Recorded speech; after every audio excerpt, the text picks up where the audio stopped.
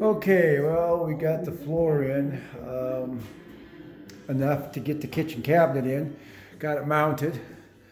Got all of it plumbed. Nothing leaks except for the faucet. You can see, up there it goes. You can see it coming out the handle.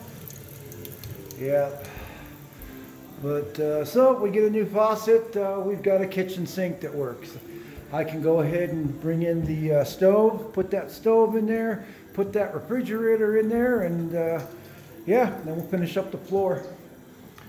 So yeah, kind of a bummer. Spent a lot of time trying to fix this thing, but it just leaks. And there's, I suppose you'd get another head, but yeah. If that thing's busted, who knows what else is busted on down the road. So anyway, that's it for today.